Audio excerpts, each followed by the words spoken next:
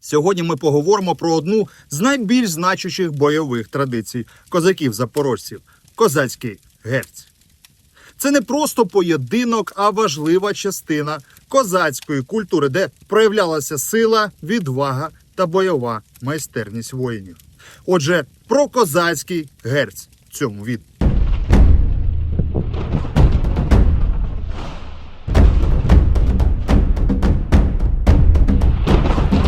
Зухвале запрошення до герцю часто ставало початком багатьох запеклих битв запорозьких козаків.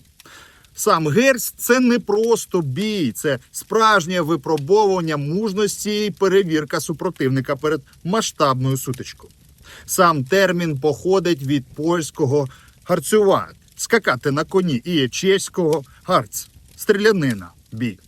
Герць був унікальним елементом бойової стратегії в Європі на той час, де переважали важкоозброєні лицарі. А спостерігати за цими поєдинками можна було виключно в битвах за участі запорозьких козаків. Подібні вилазки практикували й татари, але їхня мета була здебільшого практичною – захоплення полонених.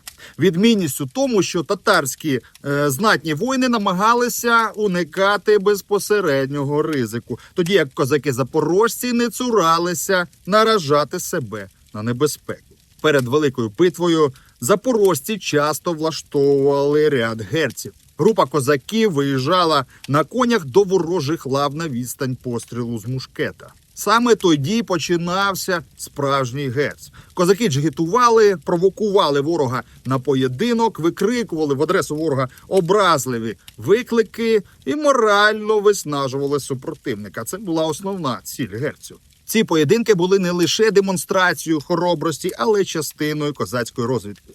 Козаки нерідко виїжджали на значну відстань від своїх лав, щоб з'ясувати місцезнаходження ворожих засідок чи визначення зручних місць для маневрів. Усе це виконувалося під шквалами куль і гарматних ядер, що робило козаків-запорожців ще більше вражаючими в очах противника.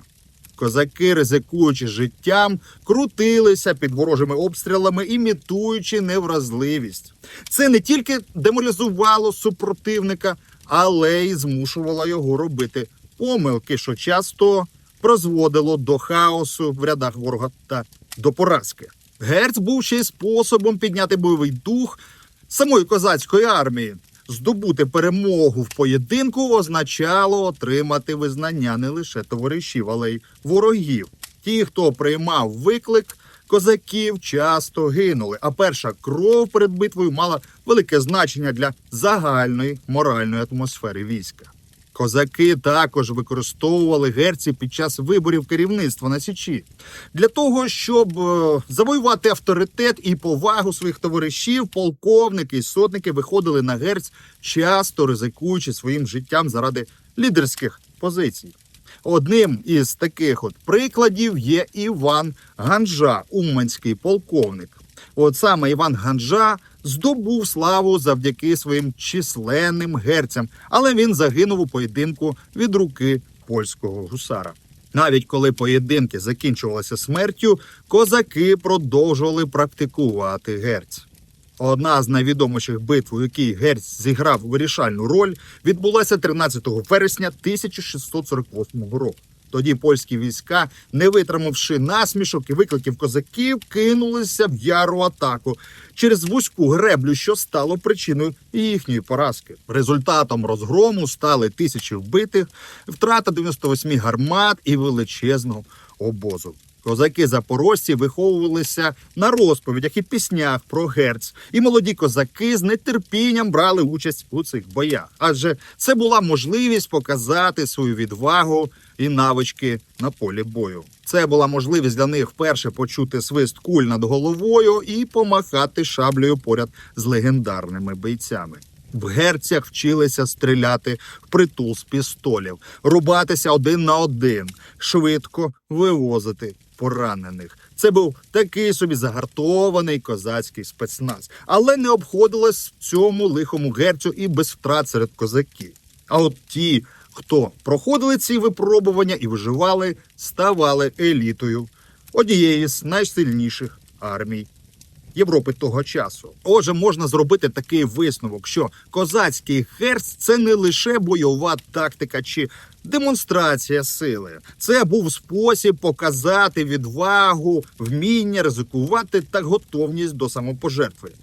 Герць став символом тогочасної козацької культури, яка поєднувала в собі безстрашність, дисципліну і хитрість. І це була така собі гра на межі життя та смерті. Сьогодні герць залишається важливою частиною нашої козацької історичної пам'яті, нагадуючи про те, що віра православна, свобода, незалежність і братерство завжди стояли на першому місці для запорозьких козаків. І хоча герць був жорстоким випробуванням, він допомагав все ж таки формувати військовий дух та віру, а також зміцнювати дух єдності серед братчиків-козаків. Тож нехай цей спогад про герць нагадує нам про сміливість наших славетних предків і про їхню здатність стояти за свої принципи і за істину, навіть перед лицем смерті. Тож слава Ісусу Христу та слава нашим козакам на віки віків. Далі буде.